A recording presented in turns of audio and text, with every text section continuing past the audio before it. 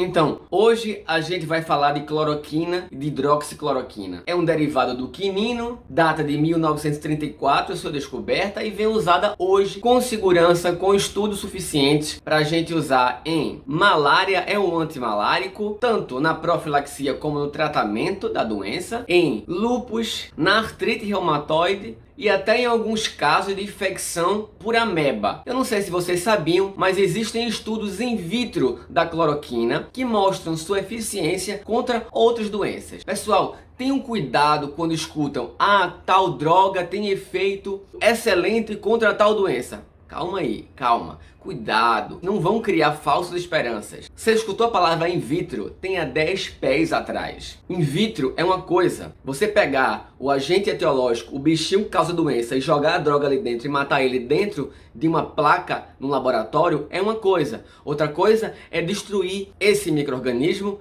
dentro do nosso corpo sem afetar as nossas outras células. Dá uma olhada aqui, eu dei uma pesquisada e vê só quantas doenças a cloroquina tem ação in vitro eficaz, destruindo o agente etiológico. Então, vírus da raiva, vírus da poliomielite, HIV, hepatite A, B e C, H1N1, influenza tipo A, influenza tipo B, H5N1, agora pasmem, chikungunya, zika, dengue, febre de Lassa e de Nipah, febres hemorrágicas lá da África e da Ásia, vírus da febre hemorrágica da Crimeia e Congo, herpes simples, herpes vírus tipo 1, o herpes labial, que é aquela crequinha que você vê no canto da boca de algumas pessoas, que precipita no estresse, na privação de sono, nas dietas restritivas, dentre outras coisas. Além disso, existem resultados conflitantes com um primo do novo coronavírus, que é a MERS, que tem a ver com criação de camelos. A MERS tem 30% de letalidade, enquanto o novo coronavírus tem 2% de letalidade. Então, agora vamos falar de efeitos adversos da droga. Essa parte ela é muito importante.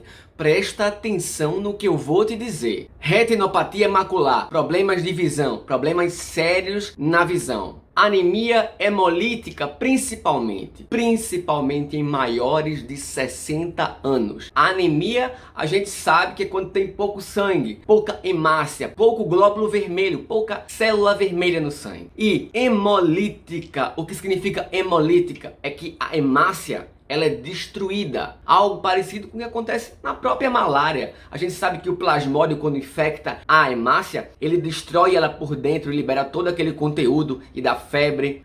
O problema da doença é justamente isso, destruir hemácia. Então, a cloroquina, ela destrói hemácias, principalmente em maiores de 60 anos. Além disso, distúrbios cardiovasculares de ritmo. Ritmo cardíaco causa arritmias, até mesmo parada cardíaca em pessoas de idade avançada. Então presta atenção nisso, que vou falar depois. Eu não sei se vocês lembram, a gente tem disponibilidade da cloroquina desde a década de 40, mas na década de 80, a pandemia do HIV, a pandemia da AIDS matou muita gente querida. Cazuza, Freddie Mercury, tantas outras pessoas morreram de AIDS. A gente usou cloroquina para AIDS? Não. A gente tinha estudo in vitro mostrando eficiência, mas a gente não usou. A gente usa cloroquina para dengue, a gente usa cloroquina para chikungunya, para zika, para herpes, para febre da Crimeia ou Congo. A gente não usa cloroquina para nenhuma dessas doenças. Influenza, H1N1, H5N1, a gente não usa. Então aí de repente surge aquele estudo francês e dizia o seguinte: a cloroquina reduziu a intensidade da pneumonia, melhorou a imagem pulmonar, ou seja, raio-x, tomografia, o que era visto, negativação do PCR, o que é isso? Então as pessoas negativavam o teste. E o encurtamento da doença. Percebam que o estudo não diz que a cloroquina diminui a mortalidade da doença. Então, estudo publicado no dia 17 de março, estudo francês pelo irresponsável Philippe Gauthier, tinha uma metodologia, um jeito que ele foi feito, no mínimo estranho. Então, vamos pontuar. Primeiro, existia um número baixo de pacientes, ou seja, para a gente ter uma boa estatística, a gente precisa de um número grande de pacientes. Nesse estudo, a gente só tinha 80. prosseguimos. Os pacientes observados no estudo estavam em hospitais diferentes. Foram 10 hospitais, mas eu vou usar apenas 2 aqui para dar um exemplo a vocês. Então, o hospital A e o hospital B. No hospital A, eu vou usar a cloroquina no tratamento desses pacientes com Covid-19. E no hospital B, eu vou usar como grupo controle para comparar com o A. Isso já é estranho. Por quê? Porque as condutas adotadas no hospital A são diferentes da adotada no hospital B. Mas vamos seguir. Uma coisa muito estranha que aconteceu nesse estudo foi a manipulação dos desfechos. Então, imagine que no hospital A, alguns pacientes começaram a piorar, ou tiveram que ser entubados, ou se tornaram graves. E aí, como o estudo só era feito em pacientes com sintomas leves e moderados, o que foi feito? Esse paciente foi retirado da estatística. Entendem? Então, no grupo que estava usando a cloroquina, os pacientes que se tornavam graves ou foram a óbito foram retirados do estudo, da estatística. Já no grupo controle, os pacientes que melhoraram muito rápido, eles foram retirados também do grupo controle. Então, estão notando que essas coisas interferem bastante no resultado final? Outra coisa bem importante é que os pacientes desse estudo eram todos com sintomas de leves a moderados. Isso é bizarro. Para vocês terem uma ideia, 85% desses pacientes sequer tinham febre. Ou seja, o sintoma mais importante da Covid-19 é febre. 85% não tinha febre. Como eu vou dar credibilidade a um estudo desse? Então, vocês entendem que esses pacientes iriam melhorar com ou sem a cloroquina? Não fica claro isso? Sendo a Covid-19 uma doença viral, ela é autolimitada, ou seja, a gente fica bom independente de medicação, não é verdade? Se Beto pegar o Covid-19, a chance de eu ter sintomas leves, ela é grande. Então, se Beto toma cloroquina ou toma Redoxon, Beto provavelmente vai ser curado em pouco tempo de doença. Vocês estão me entendendo? E para fechar, o que vocês já devem ter entendido aqui é que nesse estudo não foram analisados casos graves da doença. Então, pacientes que foram a óbito, foram entubados, esses foram descartados do estudo. Então, se você fala que a cloroquina cura o corona, significa que você está muito alto e precisa descer um pouquinho e colocar o pezinho no chão. Então, presta atenção no que eu vou te dizer aqui. Eu não sei se vocês sabiam, mas a Sociedade Brasileira de Infectologia, ela não utiliza a cloroquina como tratamento da Covid-19. Inclusive, ela contraindica. Como assim contraindica? Tenha calma, está muito agoniado. O que aconteceu, minha gente, quando foi publicado esse estudo francês, uma reação entusiasmada a um trabalho anticientífico, uma panaceia, um pensamento mágico. A gente vive uma epidemia da informação. A gente tem acesso a muitos estudos fracos que trazem baixa evidência, acaba intoxicando a gente. A gente precisa limpar isso tudo, isso só faz mal. Vocês precisam saber filtrar. A gente não precisa de evidência fraca a cada momento, muito menos evidências provenientes de péssimos trabalhos científicos que não contribuem em nada para o conhecimento. O que é que vocês precisam saber desse trabalho? É que não é um trabalho de pesquisa. Ele não traz uma conclusão válida. Ele traz uma expectativa falsa. Portanto, esse trabalho jamais poderia ser considerado. Paradoxalmente, entretanto, o que a gente viu no mundo foi uma panaceia, uma alucinação coletiva. Era Bolsonaro falando da droga, era Donald Trump falando da droga, eram vários médicos falando da droga, era a cloroquina sendo esvaziada das prateleiras das farmácias. Então, para aquelas pessoas que a gente tinha o uso eficaz, eficiente, com lúpus, artrite reumatoide e como um antimalárico, seja profilático ou não, essas pessoas ficaram sem a medicação, porque o pessoal comprou tudo como se fosse a cura do corona. Vocês estão entendendo a desproporcionalidade em relação à qualidade desse trabalho científico? É absurdo! Trump chegou a dizer: devemos abandonar o rigor científico e focar todas as nossas forças na cloroquina.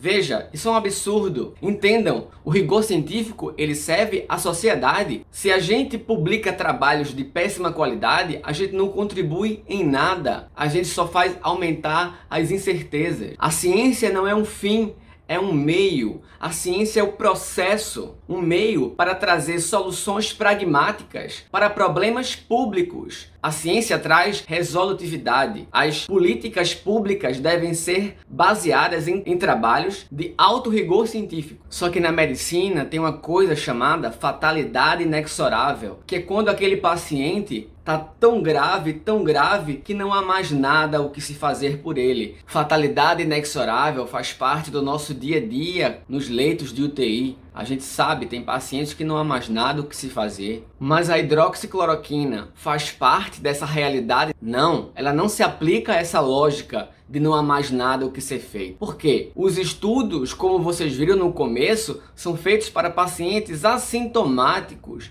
ou com sintomas leves, moderados da doença. Eu estou falando aqui de pacientes graves. Nesse caso, a cloroquina não tem eficácia nenhuma comprovada nesse tipo de paciente. Preste atenção. Lembra que eu falei lá no começo dos efeitos dessa droga em maiores de 60 anos? Quem são os pacientes mais graves do novo coronavírus? São os idosos com comorbidades, entendeu? Com problemas no coração. Vou fazer uma droga que causa arritmia cardíaca e chance de parada cardíaca? Que loucura é essa? Eu vou fazer nesses pacientes uma droga que causa anemia hemolítica? Isso equivale a fazer qualquer coisa na base do desespero.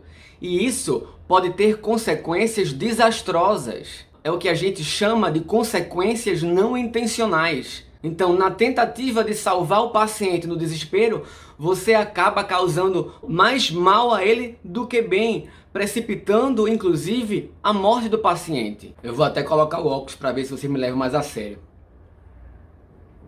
Vou pegar um café aqui também.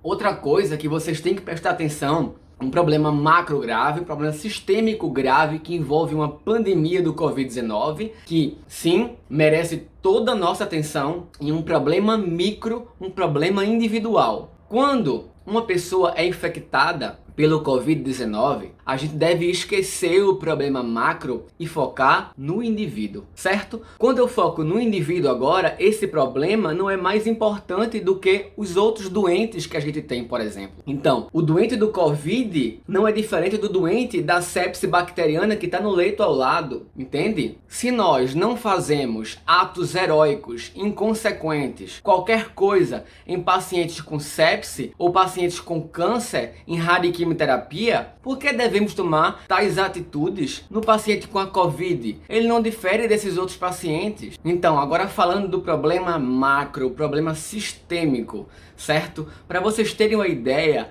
em 3 meses de pandemia Covid-19, a gente tem aproximadamente 90 mil mortos. A sepse mata 30 mil pessoas por dia. Então, em 3 dias, a sepse mata o que o Covid matou em 90 dias. Vocês estão entendendo? A gente toma atitudes heróicas. A gente faz qualquer coisa para a sepse? Não. Então por que a gente tem que fazer qualquer coisa para o Covid? Não faz sentido. Isso traz a gente para a realidade. Isso coloca a gente com os pés no chão. Então, um problema por ser novo não torna mais importante do que os outros. Outra coisa que traz a gente para a realidade é o fato de os tratamentos benéficos que a gente já conhece, eles são modestamente benéficos. Eu não sei se vocês sabiam, mas um tratamento para infarto, por exemplo, que é a trombólise, que é dissolver o trombo das coronárias, é um tratamento que diminui a mortalidade, mas a estatística é que a gente deve usar trombolítico em 20 pacientes infartados para salvar um. Veja, e isso a gente faz de praxe, isso a gente faz de rotina. Então, são 20 tratados para salvar um. Então, os tratamentos benéficos tendem a ser modestamente benéficos, moderadamente benéficos. Agora imagine um tratamento que a gente não sabe se é benéfico. É uma probabilidade quase que ínfima.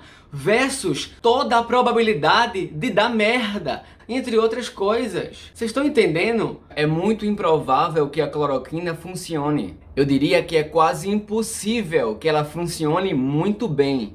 Então, se você espera, por exemplo, a cura do Covid-19 através de novos estudos mais sérios que tenham a metodologia correta em relação ao uso da cloroquina, esqueçam.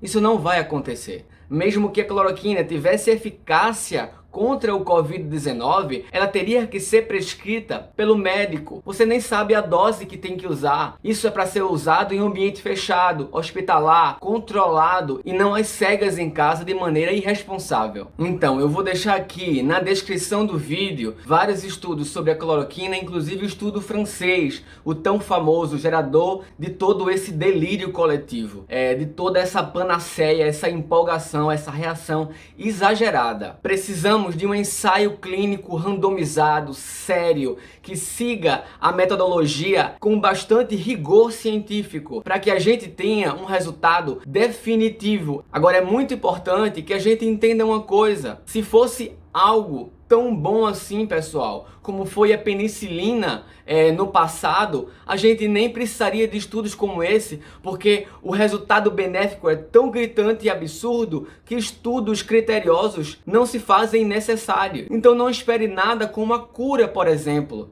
É algo probabilístico, que vai trazer um benefício ou outro, uma porcentagem pequena de pacientes. Estão entendendo? O que não pode haver é essa distopia entre a ação de uma droga e assuntos políticos. Isso sequer era para ser divulgado na grande mídia. Isso é assunto para ser conversado e discutido em universidades, em salas de aula, dentro de enfermarias de hospital, e jamais está na boca de presidente da república e de pessoas leigas. Bem, é isso, eu espero ter ajudado vocês trazendo essas informações. Se você gostou do vídeo, compartilhem, se inscrevam no canal. Eu vou tentar produzir vídeos toda semana, sempre com esse tipo de conteúdo científico, mas traduzindo de uma forma em que o leigo possa compreender, na tentativa de diminuir esse bombardeio de desinformação que a gente vê todo dia nos jornais. É isso, um abraço pessoal, valeu. Fiquem em casa.